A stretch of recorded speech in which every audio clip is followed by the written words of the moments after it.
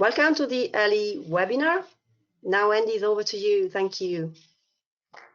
Thank you, Sylvia, and welcome everybody to today's webinar with LE Publishing.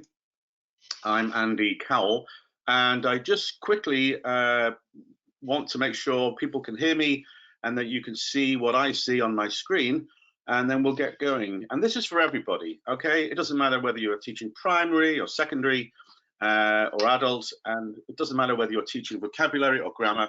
We're going to do as much as we can to really squeeze as much as we can out of a couple of books today to show how picture dictionaries, I find as a teacher, are vital, not some luxury on the shelf that teachers hope the students will look at. I want to use them alongside everything I do. I always did. I love pictures, and we know as teachers that visuals are a key part of what we do.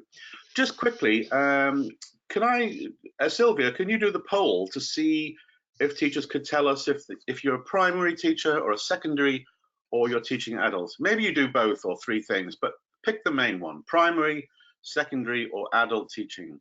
Can we show the poll? Is that possible? Would you mind stopping sharing your screen first? Yeah, okay. Thank you. So we're going to try and do a poll here to see. Give me a second. That's okay. So I want to know who is my audience today. We have about 160 people.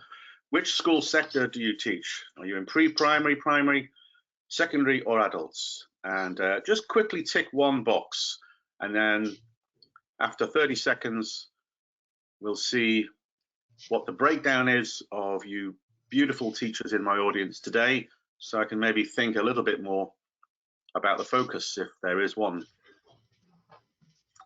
All right, it's voting. It's very exciting over here. I'm talking to you from Scotland, where I live in Glasgow. I'm English because people sometimes wonder, how can you be in Scotland without a Scottish accent? I don't know why everybody tells me that, but I'm a proud northern boy from England living in Scotland. Right, has everybody voted? Well, not voted. Not yet. Okay, 10 more seconds to vote. Are you a primary teacher? Are you a secondary teacher? Or do you teach adults? Just so I can see who is in my audience and I can maybe help you more specifically.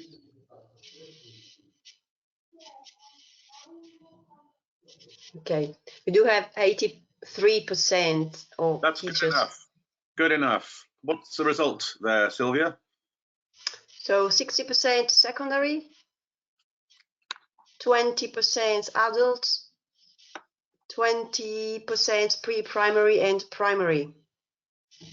Okay, so the majority of you are secondary teachers, and so 60% of you are secondary and 20% teaching adults and 20% primary. It doesn't matter. I'd just like to know, obviously, in an audience, we put up our hands and we all group together accordingly, because on a workshop in a physical classroom or a conference room, we'd all get together and help each other within the age groups, but that's okay.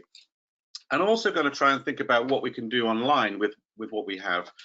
So I'm going to just get rid of my screen here so that I can only see my slides. Now in the chat, there are two things I want to do. You can chat if you wish. I'll try and see the things in the chat, but if you have a question, please put it in the questions area. So if you can see on this webinar platform, there's a few things in the menu. If you go to questions and put your question there, every so often I'm going to try to remember to stop and look at the question and answer it. And at the very least, I'm going to stop at the end and answer the questions. If you put a question in the chat, sometimes I miss these things because I'm busy watching the screen, and you know what it's like teaching online now. Sometimes the chat moves and it's hard to see what the questions and issues are. But I don't think I'm going to explain anything really difficult today. I think it's just, you know, to show how I would use pictures from picture dictionaries in typical class situations, and you can help me and you can think about how that would work for you. But just to make sure you can all hear me and there is a response from the audience, could you please put into the chat the country from which you are watching. Okay, which country are you in today as you watch? I'll put in Scotland because I'm in Scotland, and now you know. Oh, that's to the organisers. Make sure you send it to everybody. Organised and panelists only. Right. How do I send it to everybody, Sylvia? Can people chat to everybody? Nope. Teachers cannot see the other teachers' answers, I'm afraid, but you can have an overview of everyone's. You should check the questions box, not the chat one, okay? Okay. If you look at the question box, you can actually see lots of answers coming in. Actually, I can't, but let me have a look. That's interesting. Not the chat box, the questions, No. remember? Actually, I can't see any questions in my chat box. That's interesting. Why can't I see that? No, you should check maybe your... if I share my screen, I can maybe. You should check your questions box, not your chat box. Well, it doesn't matter, teachers. At the moment, I'm afraid I can't. I actually am looking in the questions box, and I can't see anything in the questions box at the moment. I don't know why. I'll carry on for now. Won't waste any time. But I do wonder why that. Do you want me to read some of the answers? Yes, please. So I've got here from Argentina, Panama, Moldova, Saudi Arabia, Croatia, Peru, Italy, Tuscany in particular, Bologna. Fantastic. Lots from Italy, France. Wow. And I tell you what, I won't go on anymore, but it is quite mouth-watering as a list of countries I'd normally try to visit during my time when we're not locked down, but that's coming, and I will come back, I hope, to many of those countries to talk about materials and how to get the most out of our materials as creative teachers for any age group. I don't know why, but at the moment I can't see any questions, so I'll have to ask Sylvia to keep an eye on those when I stop and ask for a quick summary or regrouping.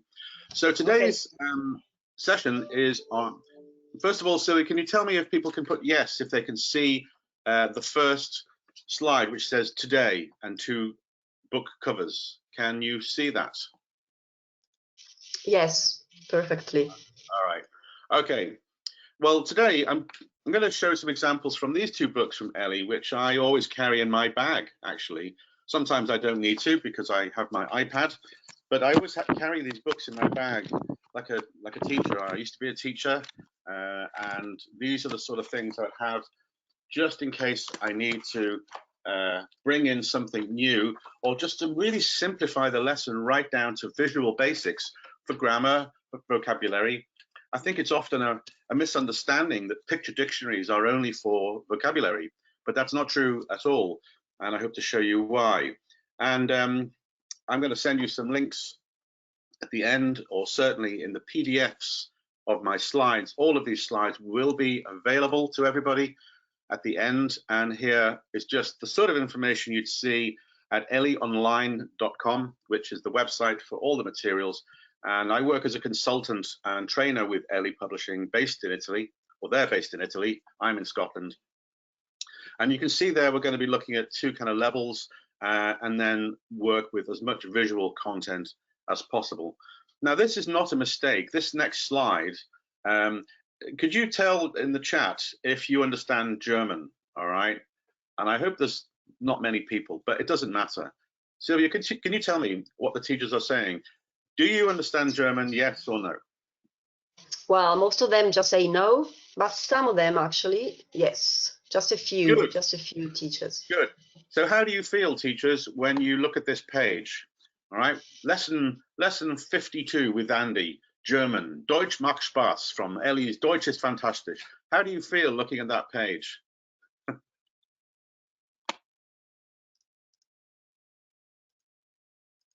That's interesting. I can't see any chat. What responses are we getting, Sylvia?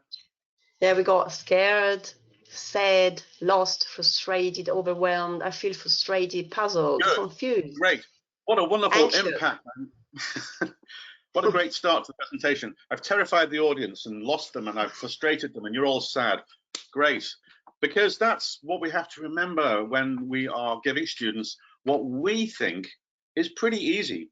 And for me, German is easy because you don't know this, but I studied German. I lived in Germany. I was an English teacher in Germany, and I have taught German. So this page is like looking at English for me. It's just really easy, and it looks quite well designed. It's got pictures, and yet you all feel lost. And I only show this so that we remind ourselves as teachers just what it's like to see something which we think is easy, and we've also prepared it. Remember, we've looked at this page, we've thought about the lesson, and we just have to remember this is what it can look like to many students.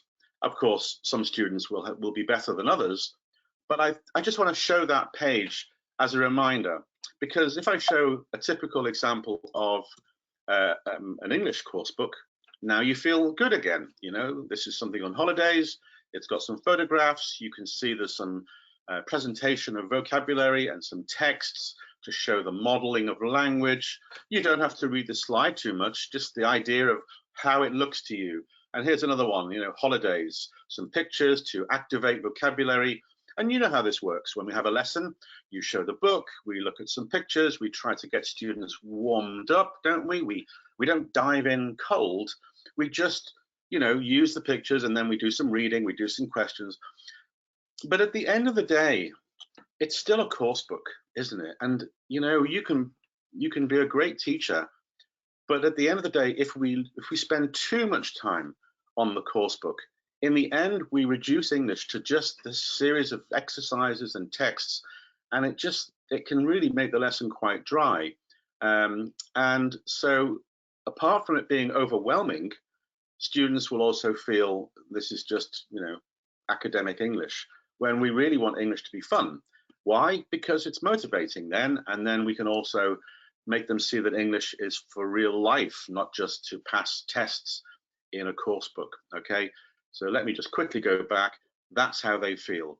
Now imagine that actually, Urlaub am Strand, that in German, that means holiday by the beach or holiday on the beach, okay? And you probably would have guessed from the pictures, but nothing else. So what I would do there, in fact, these picture dictionaries from Ellie are in German and Italian and Spanish. So if you do teach other languages, it's not just for English. But what I would do, I would start with this. I've gone to one of my picture dictionaries.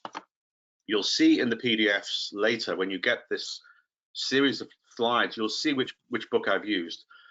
But instead of doing a lesson where we're starting with a holiday, boom, okay, boom, you think, you know what, I'm going to warm them up, literally here on a hot beach. And I would sort of just show a picture. Now these books, this is the great news about the digital age, and even being in lockdown and home schooling or remote teaching, these are available digitally. And if you buy the books, you get free access to the digital option. I'll mention this later, but for now, look at this picture, okay?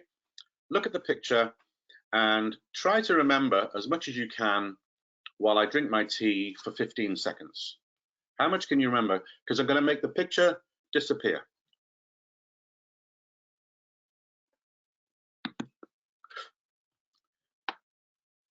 So memorize the picture. What can you remember? All right. Can you feel the warm air? The sand in your toes, the cool water, the smell of the blood of the sharks coming? Never mind. No. Okay. Look at the seagull. Wow, huge. Okay. Ready? So that's me. I stopped sharing it. Okay. Now, you don't have to look at me, but if you have any pen and paper, quickly write down in about 30 seconds how many things you can remember from the picture. Or you can put into the chat or the question boxes, and Sylvia can tell me what you remember. What are we seeing, Sylvia? Are we seeing words come up? You can see umbrella, starfish, sea core, palm tree, jellyfish, 3 children, men on a surfboard, people swimming.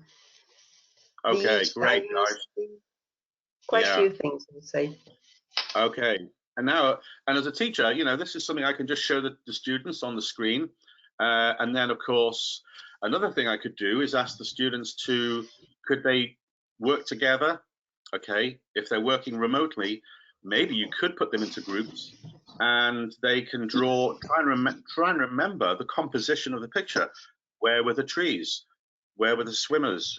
What did they see on the beach? Could they recreate with a drawing, you know, and then start to label it? And then they could post the pictures on your screen, your platform collaboration tools like Google Docs, or maybe you have another way of sharing pictures, maybe just through WhatsApp. You know, whatever the ways are that you share the information and words and ideas and pictures the students are sending, this is a way to maybe collaborate with them. But what we ultimately want to do is see what they remembered from the picture. Hopefully you can see the picture again now. Can you? Yes. Okay. And now the students feel a sense of relief. Ah, yeah, that's okay. Now, if you really want to make it challenging, when you hide the picture, you could say to them, did you remember how many parasols were there? What color are the shorts with the swimmers? How many people were on the beach? I mean, you can make this a real memory game, and so on. And of course, why do that? Well, then I can move to a bit more on vocabulary. That's my can you remember game. So you hide the picture, and that's when I can take the whole page from the book. So this comes from the book, which is called Ellie Vocabulary in Pictures. And what I've done here is I've taken the page. Now the page looks like this. You can see all the words are there. All right, nice, lovely image from a picture dictionary with the sort of objects you see on the beach in summer. But what I did was I simply, you know, with a bit of copying and pasting, I just copied a bit of white space from my with my snipping tool on your computer, and then I just covered them all up in my slideshow. Here I did it in PowerPoint, or you can do it on a Word document, and you can see I just made that. That took me like, I don't know, 2 minutes, because what I've done then is I've gone from this to this, because what I could do is say, look, we've done the beach, okay, there were 2 swimmers, well done. There were palm trees, yes. There are, okay. There are. Are there any palm trees? Is there a shark? No, there isn't. You've got some there are. Just very simple. Yeah, this looks like beginner lesson, but it doesn't have to be. But what I could do then is say, okay, guys, let's brainstorm. What other objects would you expect in this scene on the beach? All right, and then they would predict, you know, in the chat, or you can ask for students to decide, and hopefully you'd get things like this. And this isn't really an English test. What I want them to do is really be in the situation, you know, and think about the words and the scene, and, you know, and then, I mean, you could give this as a flipped learning classroom activity. So you could give them this, send it to them, and see if they can look up the words in their dictionaries online. They can maybe put their own language next to it. You know, you could put your own first language and then slowly build up your own picture dictionary, you know, or with the younger students, or I don't care, they could be older. Could they really redraw that scene? Now, all of this is very lively and very active, and it looks like I'm just teaching the vocabulary, but in a way I am, but I'm also getting ready for this kind of unit. Do you see what I mean? Now, we're not going to do this page, but you can see the difference between jumping in cold with a couple of pictures there at the top, which is fine, but I never think that any course book is enough, really. We have to be more creative, and I just think if I open the students' book here and they have to work with those pictures and then read, I'm thinking they're not really in the feeling of being on holiday. I want them to feel it, you know? So I think pictures will create a scene, then we can build more vocabulary, and they are more than warmed up to do a very traditional coursebook unit. So that's one way to, if you will, break the ice of the coursebook.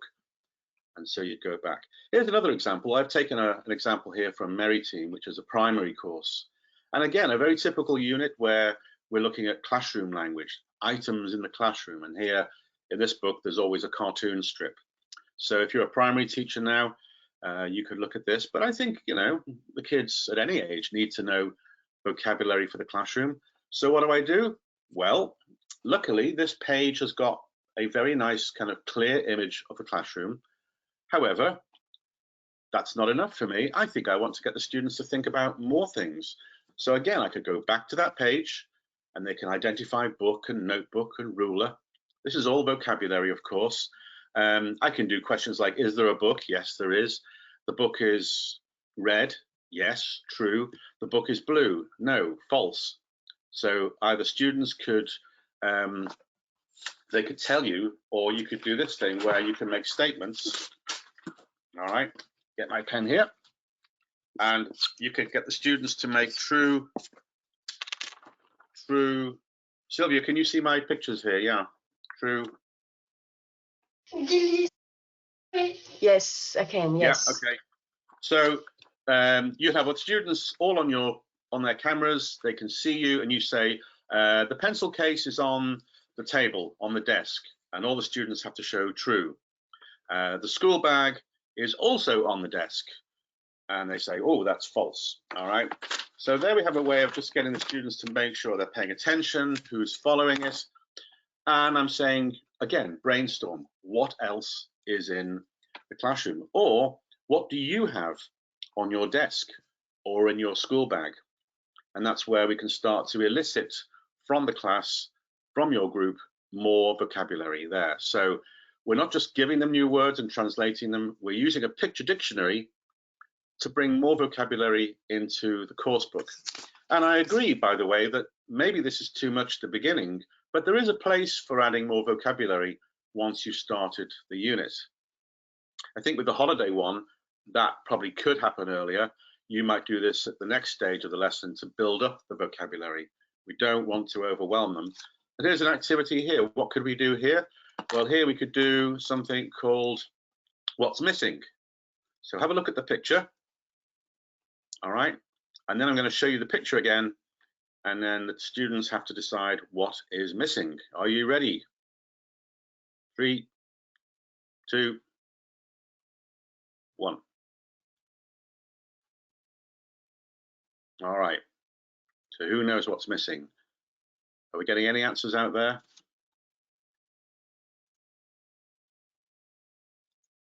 What's missing? Can anyone remember? I cannot see anything on the chat box, I'm afraid. Okay, the book. All right. Yes. So Take here it is. dispenser. What's missing? Here's the original picture. Here's the original picture. Now, what is missing?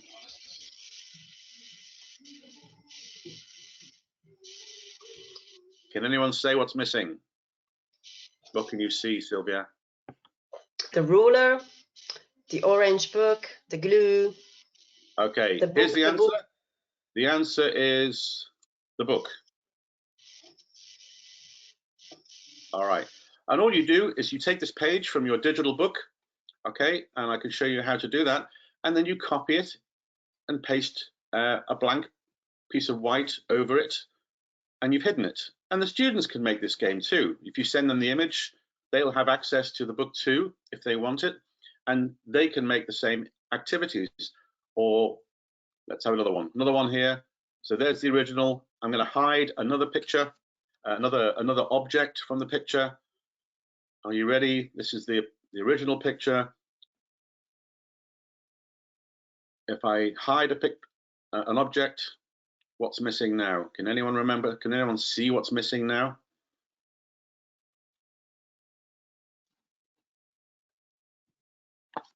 Any ideas out there?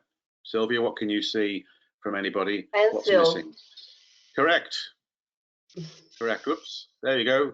You can see that the pencil was missing. And all I did was copy and paste a little white space over the pencil to hide it.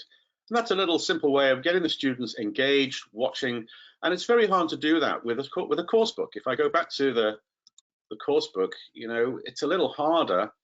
And the other thing about a course book, which we need to use, is if you're starting off too much with this, there's a sense of, it's hard to know where the fun could be. How can you make them continue watching? Well, I want to make sure they're engaged. Are they following? Can they see what's missing? And there's the pencil back again. And then you could say to the students, why don't you go and find as many of these things as you can? So, for example, with the students, you could say, okay, guys, you've got 5 minutes. I will leave a picture like this on the screen. In 5 minutes, can you come back with as many of these things as possible? And then they put them on their desk, okay?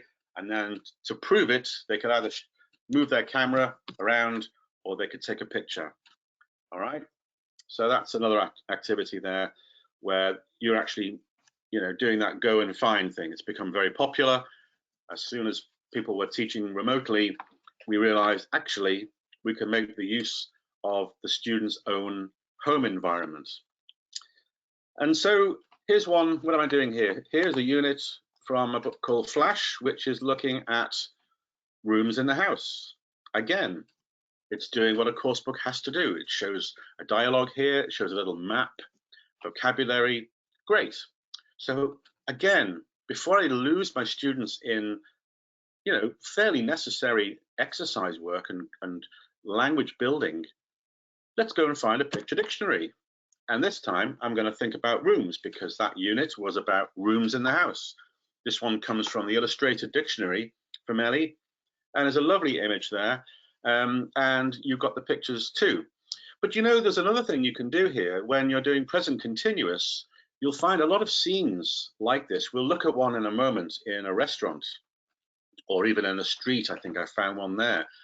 Instead of doing vocabulary, you could ask, you know, what they're doing. You say, look, there's a woman, she's wearing, well, what is she wearing? And then the students have to maybe write the chat, or they can speak if you give them opportunities to speak. She's wearing a yellow top.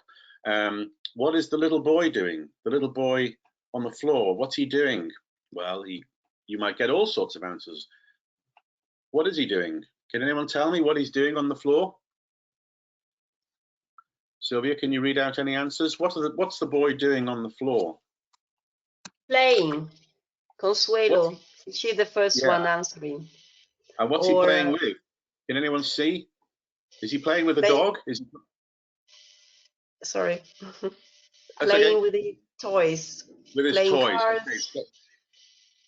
Yeah, so we got toys. So we pulled the word toys. The toys isn't there, but we pulled that. What color is the lamp? You could ask, and we know the color. Don't worry. But you see what I mean. This is how we get students to pay attention. And so we've got some present continuous there. There's someone who's reading a book. The two kids are watching TV, and so on. Now, if I take that page from the picture dictionary, I could ask the students maybe to do something similar at home. So I could maybe, well, maybe if you have the right situation, maybe you can see, but this is my living room. Okay? I don't know if you can see it, but I'm moving my camera around. So if you as a teacher want to share your room with the students, they can describe your room. What can you see in my room? TV, there's a lamp, there's a clock, there's a sofa, there's a complete mess. Or they could take photographs and send them to you with labels, because you've been teaching the vocabulary here. Maybe you could get some other words for things that they have which are not in the dictionary, and then they could maybe label them. I'll show you what I mean. I went upstairs to my bathroom and I took this picture of my sink, and I took a picture of our bathroom, which I cleaned before I took a picture, so that you think we're very tidy upstairs. And then I just put little labels on: shower, toilet, towel. Can you see those pictures of my bathroom and sink, Sylvia? Yes, I can, perfectly. Great. So what I've done there is, you know, there was a page there on the bedroom and the bathroom from the picture dictionary, and now I've put that together with some simple pictures.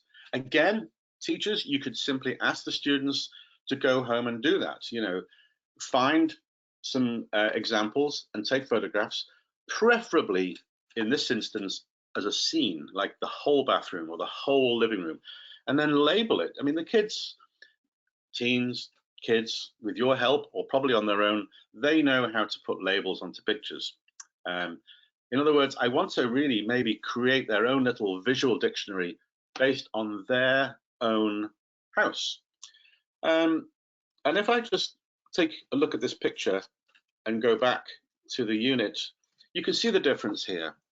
The course book is doing what course books have to do. They show language, they do grammar, they do vocab, they do questions, and then they personalize the language. But I, before, during, and after a lesson, would always come to something more simple and visual.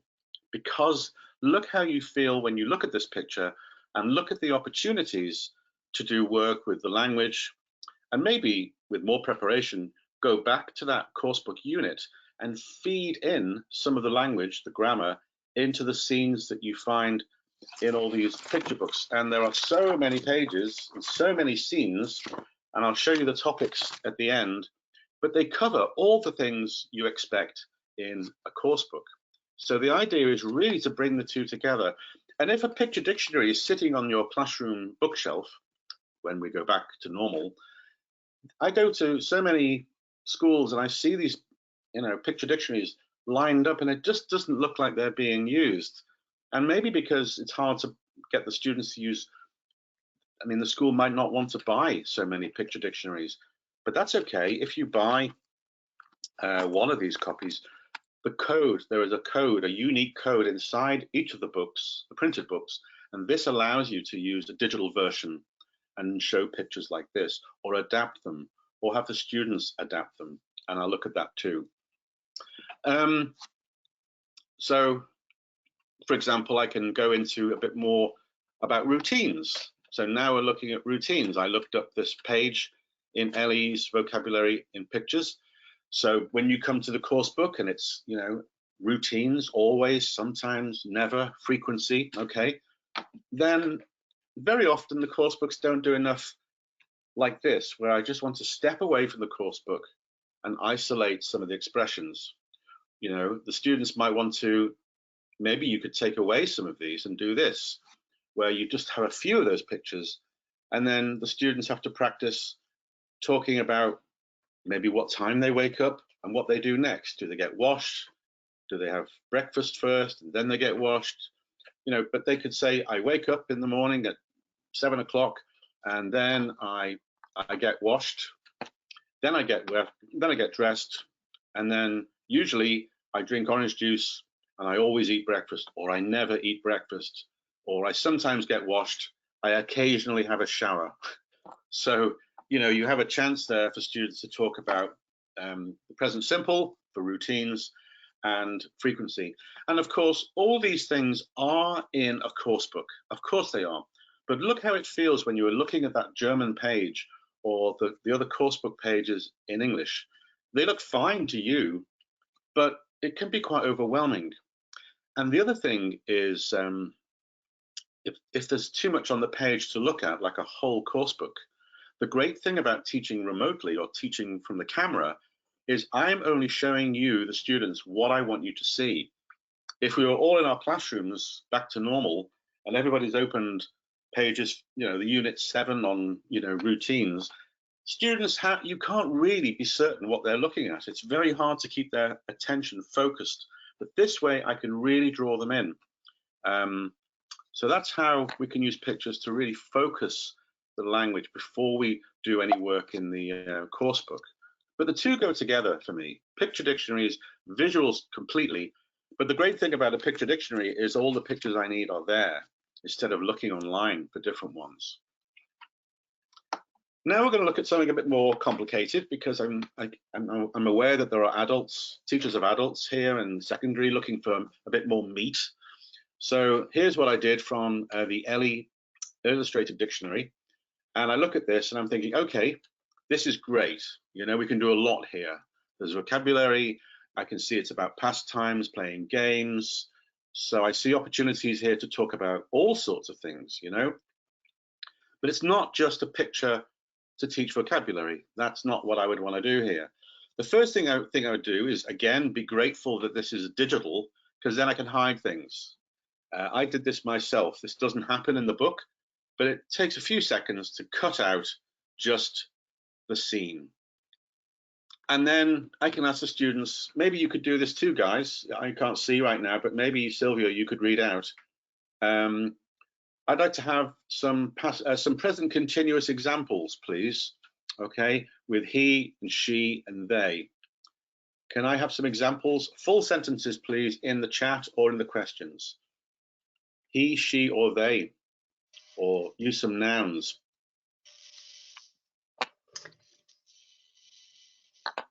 Give me a second, sorry. Okay, he is reading a book. Yep. She's taking pictures. Mm-hmm. They are dancing. She's going to the cinema. They are playing chess. Okay. The artist is drawing. Mm-hmm. A man is painting on the street. Okay, great. He's you know, when drawing a picture. Thank you, everybody. Okay, it's only time moving quickly, but you get the idea. Get the students. You could maybe nominate some students to pick to choose things. Just whilst I'm here, I'm going to flick to something I found on the internet, which is really good. Let me just move to my browser. Can you see something here called click wheel to spin? Can you see my screen here? Yes, I can. Okay. Crystal clear. Now, this will be in my slides, so don't worry, but this comes from, I just found it online from something called classtools.net, and it's called Random Name Picker. I won't explain how it works, but it's free, and you'll figure it out really quickly. But I was thinking it's a great way to get students to do things without you picking on everybody, because I can edit the names, all right? So I can make all these, these are my students, Sylvia, Andy, Peter, Liz, I don't know, Bob, and Sandra, okay? So imagine these are my students, and I can save this list. I give it a password. I'll call it Ellie. You have to remember your password if you're going to change these names again, all right? And when you click OK, it saves it, but can you see here, it saves a very particular website. That means that that particular URL, that website detail, will always bring up those particular names. In other words, you could make different wheels for different classes, so that when you have one, you can click the wheel. Whoops. And when you click the wheel, it'll come up in a second. Bear with me. When the wheel comes up, I just click on it and it chooses the names for me. Now, when you see this work, you'll see what I'm getting at about some other ideas for using pictures and online spinners, because in the classroom, it's hard to do that. So I'm going to click the wheel. And this time it's Sandra, all right? Sorry, I'll turn the sound off. You can have the sound on or off. If I click it again, you can see who came up this time, Sylvia. Could you see who got picked? Sorry, there's a pop-up window. Was Sandra again? Sorry, it's just because there's a pop-up window on it over the wheel. Tell me who got picked this time. Oh, yourself. Okay. Now, that's great, but this is what I did with, I'm just going to go and find, I found something here which is really cool. So if I have another spinner, which I can create, all right, I'm going to bring it up. Can you still see my screen, Sylvia? It says Google, yes, and now it's going to, all right. Yes. Well, guys, yes. Once you have access, it's free. If you go to classtools.net, random name picker, then you can do all sorts. You could make a dice, just with 6, or you can do something with 12 as if it were 12 dice, or I can make it with prepositions like this. So I made one with prepositions. All right. And then, so I've got I, and then I have to choose one of these scenes. Maybe you could put those expressions, go to the cinema, listen to music in your own spinner. So then you're combining pronouns with these expressions. In other words, and maybe you can combine it with the name picker. So it randomly picks a name, and then suddenly Bob has to answer. Then you have 2 more, which is they and or I, and then go to the cinema. So Bob has to say they are going to the cinema. Then you can make a spinning wheel which shows tenses. And what I've done, and I think I put it in the slide, but I'm happy to do it in the chat, is I've created lots of little mini wheels for prepositions, tenses, questions, and it's really cool for really taking something like this and doing something as if you had dice in the classroom. Because what you do then is bring a fun element of choice. You can get them to see the differences between play. I mean, you do crosswords, you don't play crosswords. You can play drafts, you can do a jigsaw puzzle, you don't play a jigsaw puzzle. And the students can do a survey of their favorite things here about using I like and I don't like and I love. So personally, if you want to know a little bit about me, I don't like playing cards. I never liked playing cards. I like chess. I like playing chess. I love to go to the cinema. Okay. I love listening to music. I don't know how to do DIY. Ask my wife. I'm hopeless. So there's a nice way to take something out of the course book I like and I don't like, and I love, whatever.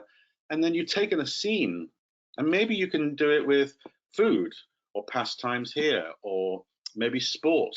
So maybe you can bring other topics from your course books and find the right scene or collection of vocabulary from the picture dictionaries. Now, as I move into the final part of the session, I'm going to show you how we can do other things with the digital book, which I'll show you live. Here's a scene from the restaurant.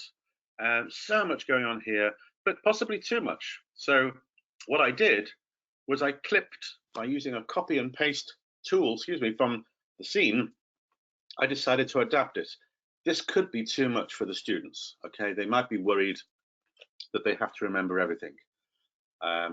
So fine. So let's just bring it down. So what I did there was I picked some pictures, all right, and I put them in a Word document. I think I put them in PowerPoint here for you. And I put letters, A, B, C, D, E, F. And then I say to the students, well, I could make this hard or I could make it easy. The hard way is to say to the students, look at these pictures, work in groups or pairs with WhatsApp if you want, or in breakout rooms if you're using Zoom. Oops, that's my reminder.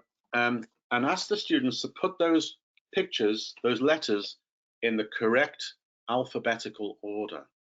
So the students have to know what those, what the English words are, and then work together to decide which order the objects go in alphabetical order. Of course, you have to do a bit of thinking there. Does anyone, let's do this, okay? So I took the pictures from the picture dictionary. I chose a few. I made sure that pictures were very easy to identify. I don't think there's any problems here about what things are. And A, that's eggs, in case they're eggs, in case you're wondering what they are. So we've got A, B, C, D, E, F. Does anybody want to try and put in the order? Just show me the letters that show the order of alphabetical order of the objects here. So I'll help you, of course. We've got eggs, cheese, fish, chicken, ice cream, salad. Yes, I've got a couple of teachers who guess the right answer. What do we have? So I got Ruth Lotero with cheese, chicken, eggs, fish, ice cream, salad, and turkey, and I don't know. And then I've got another one actually. This is interesting because she says cheese, eggs, fish, ice cream, salad, and turkey. Depending Actually, on, yeah, actually, I made a mistake. I've just realised. I, I'm going to quickly cheat because I put ice cream at the bottom. I don't know what I was thinking there. Oh no, I have. No, I did the right thing. I was showing the names of things first, wasn't I? That's what I did. I'm too nice. I was putting all the words next to the letters first, and then of course, yeah, that's what somebody said. Ruth said that: cheese, chicken, eggs, fish, ice cream, and salad. And if you have all of those things together, what a special meal that would be, all on one plate. And students can choose their favorites, you know. Now that's quickly an example of taking what looks like a regular busy page, and I broke it right down into a manageable, fairly fun and short activity to focus them on spelling and vocabulary items there. Now, in the digital book of the Illustrated Dictionary, there is a wonderful thing here. I'm going to finish by showing you this. Every page in the Illustrated Dictionary, or Ellie's Illustrated Dictionaries, you have a double page like this, all right?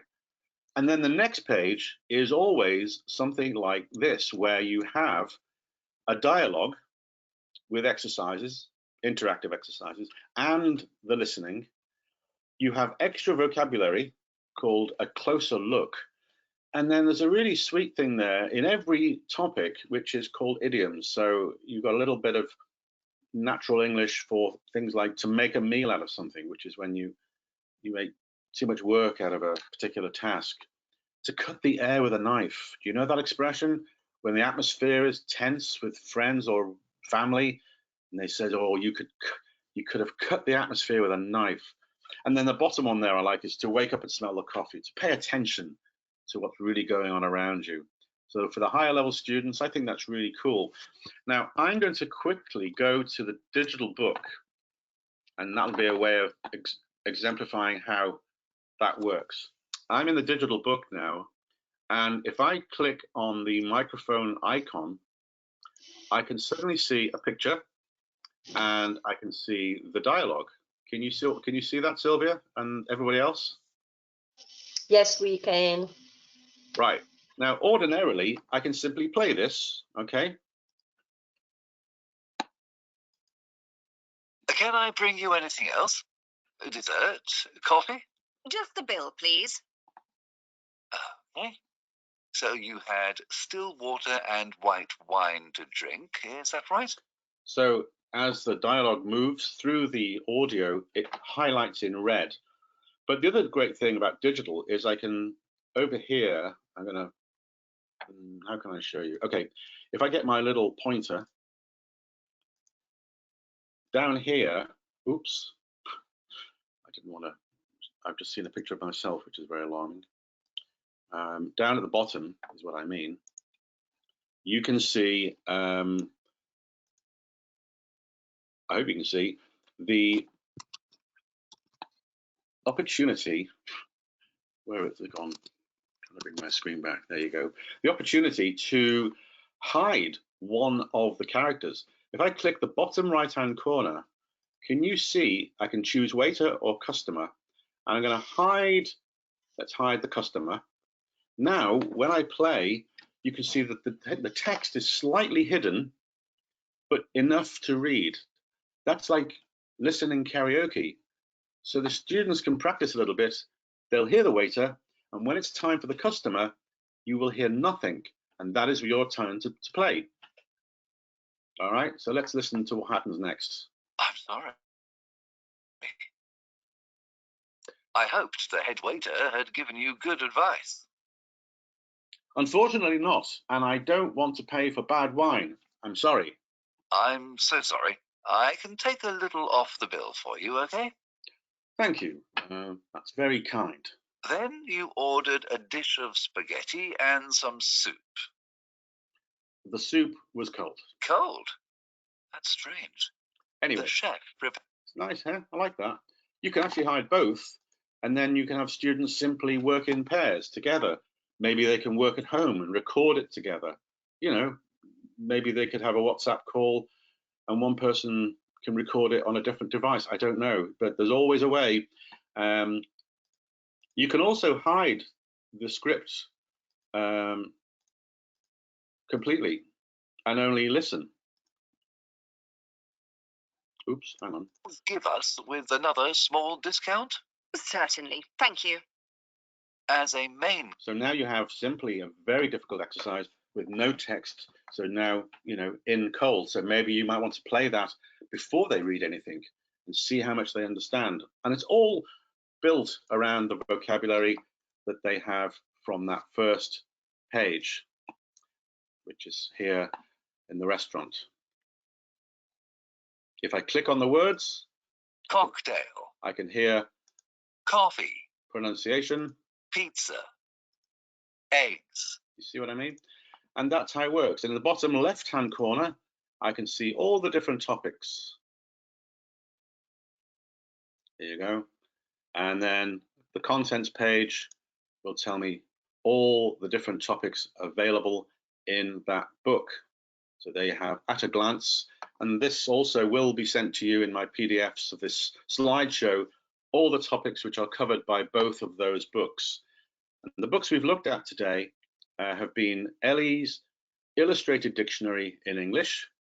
And there are other languages too, if you teach other languages. And the other one was called Vocabulary in Pictures. Oops, can't spell vocabulary.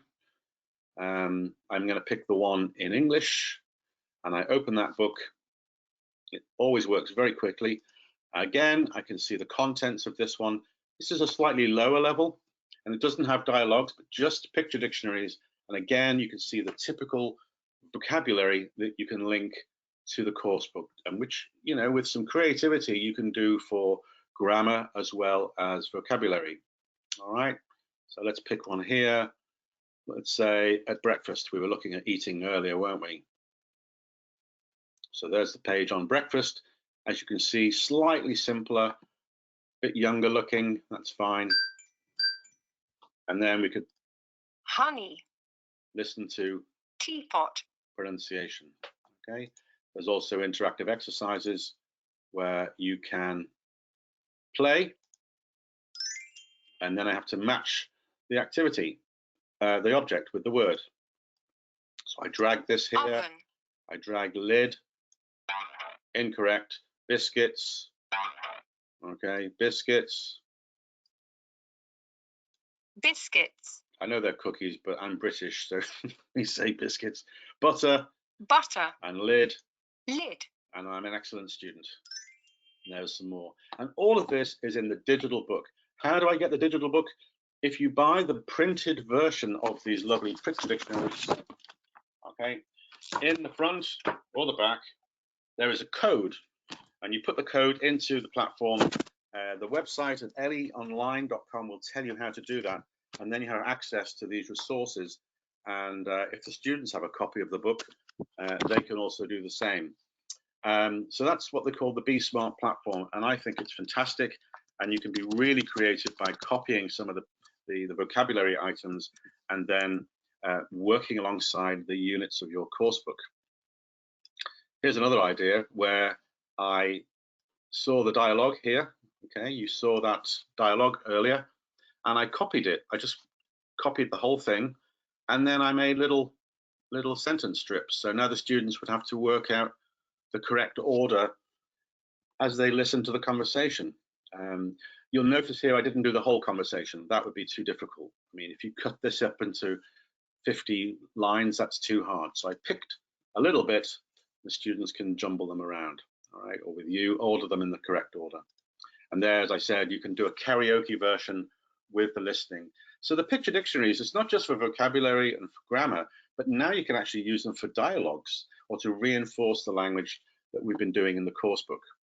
And that works on a platform called Be Smart. And the beautiful thing about BSmart's platform is that you can access the digital version of the books. And down here, can I just maybe make that bigger? You can add any of your own content to any of the pages. Maybe it's a PowerPoint, maybe it's your own pictures, maybe it's a recording, or maybe a video or links. The BSmart platform allows you to do much more with the book. It allows you to make it a custom version of the lessons you want to teach. So those are the topics we've mentioned. They cover all the basic ones we would expect from a course book, and all these slides will be available to you at the end of the session. Ellie has more picture dictionaries. If you just go to the website and put in dictionary or picture or vocabulary, you'll find everything there to suit your age groups and levels. And as I said, you know, Ellie is much more than an English language teaching publisher. You can teach and learn German with them, French, Italian, and Spanish. And in fact, there are readers now for Chinese and Russian. So if you want to learn a new language, you know where to go. There is a YouTube channel for Ellie. If you want to see videos by me and other colleagues talking about materials like this, go to YouTube and look at Ellie Multimedia, and you can see videos there. And there's quite a large collection of content for your for ideas and your teacher professional development.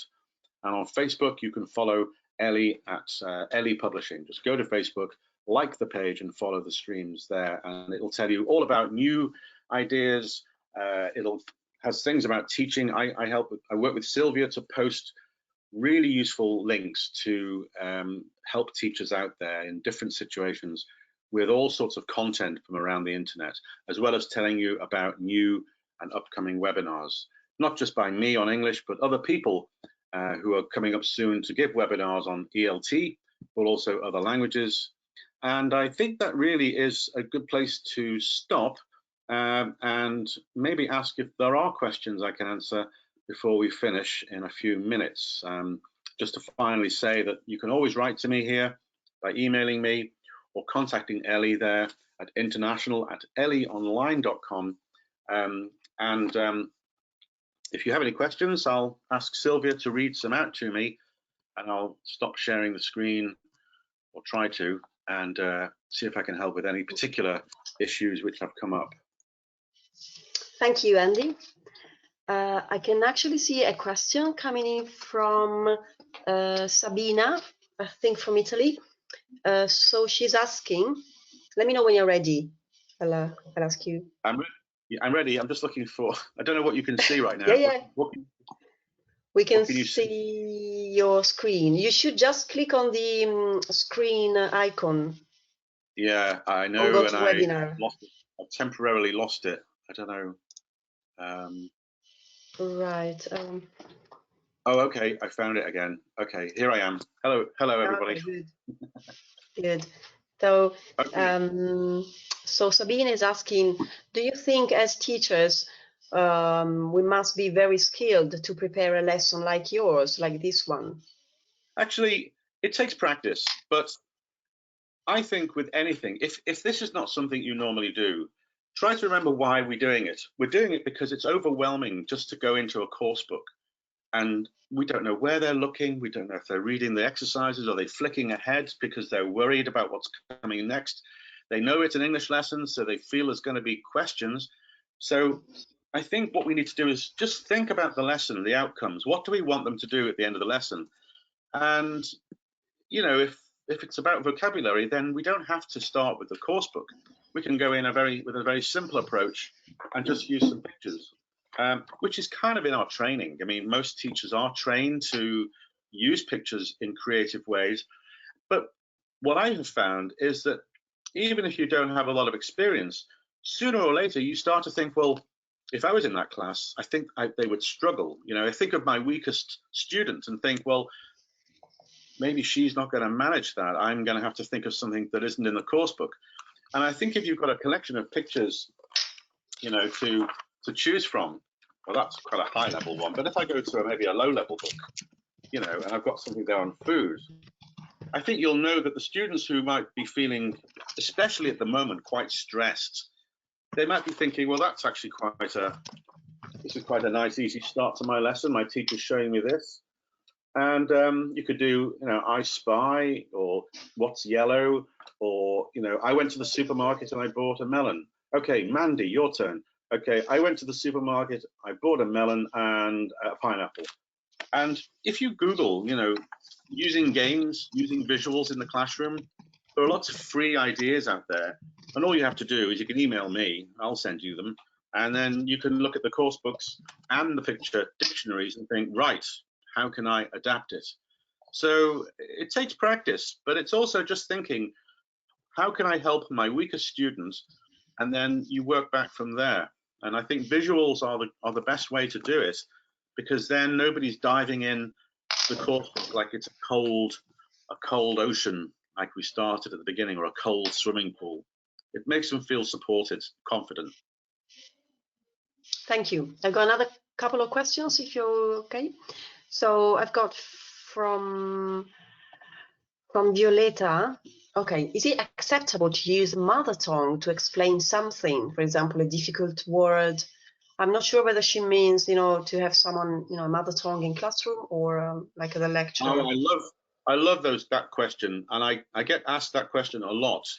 Now, it sometimes is controversial, but I personally don't have a problem with teachers and students using their own mother tongue in the classroom within reason. And the reason, what I'm saying is, I know that there are many schools out there that have an English-only policy. In the classroom, you only speak English. I personally, from my experience as a student, because I was a student once upon a time, and as a teacher, I find that's just not realistic. Now, maybe teachers can disagree with me, that's fine, but I am always thinking about my weakest students and how I felt. Now, I became a language learner, and I didn't like English. I didn't like French and German at the beginning, but I was lucky that I started to like it. But whenever we only had to speak French and German, I felt frustrated because I wanted to offer more in the classroom than I could, because I wasn't allowed to use English to help. But look, for example, at the beginning, we did that thing about the beach. Think of the students who want to contribute, but they're not going to say anything if it's only in English. So why did I lift the lid, let them all come up for air and breathe? So they brainstorm in their local language all the things about the beach. Then they all feel relaxed. We've got more words kicking around the classroom. Everyone feels a little bit happier. And then we say, great, okay, so now back to English. So I personally find students are much more motivated and happier if they feel that they can come. It's like holding your breath. If you have 45 minutes in English and it's a foreign language, it's like holding your breath. So every now and again, we can speak our language. Okay, yes, teacher, this, good, boom. Because at the end of the day, we want them to enjoy English, learn English. And I think sometimes English only makes the whole job a lot harder. And frankly, if it helps me get the results, I'm going to do whatever I can. So I balance it personally. You can disagree, but I often wonder if those disagreements come from a school policy or evidence. That's my challenge. Thank you, Andy. I've got another one from Art from Guadalajara in Mexico. So what's your view on using humor in classroom when teaching? Is that Art from Art? Is that Art from Prulex? Is that you, my friend Art Frias? Yes, I can see the surname, yes. Art, my friend. Oh, I did wonder if I had any friends in the audience. That, man, so cool. What's the question? Okay, the question is, what's your view on using humor in classroom when teaching in classroom? Well, I don't know if okay, Art knows me very well. Art has run many conferences in Mexico where I've been privileged to turn up and use a lot of humor. As you know, Art, humor is a very important part of my life, and I often use it more than I should. But I think with a classroom of students, if I feel my humor is going to work, like I said, you do whatever it takes. If you are not a humorous person, and I know you are, Art, but if you are not a teacher with many jokes and humor, then don't try too hard. the students will find the humor for you. And I think if that's the case, I would love the way, especially teenagers, they get a hard time, but I think teachers, if you let the students be humorous with you, a little bit in their own language and then back to English, I think that's fine. But if you are willing to find humor, then I think that goes a long way in life. It's, you know, it doesn't mean I'm not a serious teacher. It doesn't mean I don't feel professional. If I show the teachers my human side, I can laugh at myself. I made mistakes today, and you just go, right, okay, got it wrong.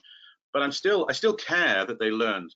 But I like the question because I know what Art is asking me there, because I did in Mexico a session on using jokes and humor in the classroom, and I would love to do one for Ellie on using humor. And by the way, you can use picture dictionaries to tell humorous stories or make fun. I mean, look at the crazy combinations you could do with pictures to get the students to tell you funny things. That's a great question, my friend. I wish I was there. Thank you. Okay, I think that I have more time if you do, so maybe 2 more questions. okay, I've got another one then. So Manuela Manuela, sorry, I don't want to say the surname. So Manuela, possibly from Italy. How can children do activities like matching vocabulary or put into the correct order if they can't work on my screen? Any suggestions? Well, I'm not sure if you meant working on the same screen. Okay, there are 2 scenarios. If you have a scenario where the students can have access to those little arrows, those pointy things on the screen, or maybe on the screen you have something here and here. You've got an object here, an object here, and the students have to do this with the technology. Then they can do pointing and matching here. If they can't, I suppose what you could do is send a screenshot to the WhatsApp channel to the students, and they can maybe do the drawing there. I match A to, maybe A goes with 5, maybe B goes with 2, and they can send you pictures of matching exercises there. That's a tricky one when we're working online.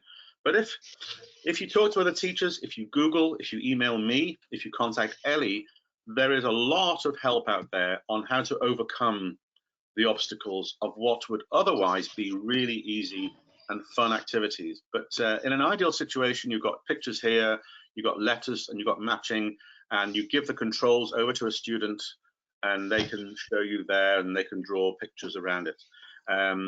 You can use, if you go to a platform called Padlet, that's Padlet, Padlet, one word, Padlet. It's free, or you can spend money on a wider use for the school. That allows you to do that kind of thing. Or Google Documents, maybe. You know, the students can collaborate there. Yeah, there's a teacher who knows actually Padlet. She's saying she writes, she's great. So Yeah. she knows it. Padlet is a fantastic way to do, for the students to share what they've done with what you give them, to maybe take pictures or send files, recordings, images, anything. Padlet's one of the most popular ones, and many platforms do have them built in. But have a look at Padlet, and that will allow you to overcome what might be something that you could do online on the screen, where you say to the student, like Art, my friend Art, it's your turn. Can you match the sentence here with the right one here? They're in 2 halves, and he can go on.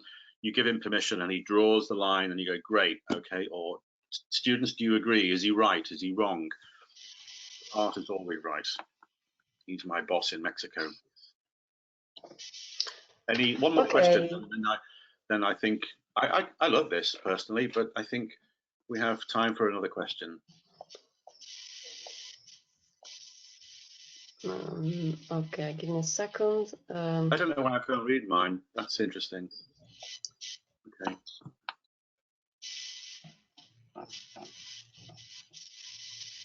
I've got my No, mum from Mexico. I think this is it, actually. I think that's all, Andy.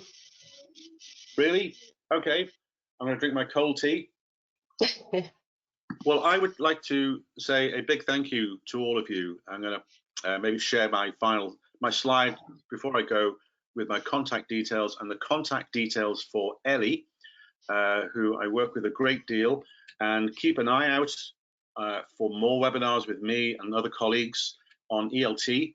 And we're listening. So tell us what you need. What is it you're struggling with? What do we do? What can we do to help you? There is a lot out there, many webinars, many videos and blog posts. Watch the Facebook page with Ellie because we're putting up stuff there. But if you have specific things, then contact the people who sent you information to this webinar, and we will look at ways to help you. Maybe there were things today that I didn't make clear, or we could do another one on this. I mean, I could do things all day on pictures and things. So, you know, whatever you need, let's see what we can do to help each other. And a big thank you for all the hard work teachers are doing, because the parents now finally realize what a tough job it is to teach English or anything. And you have our full support, and anything I can do to help will be a privilege. I'm sharing my screen now, I hope, so that you can see my details before I go.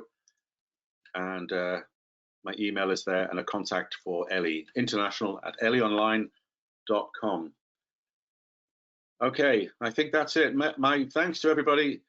Take care, keep teaching, stay creative, drop me a line, and it was lovely to know that a couple of friends are out there. We'll see you soon.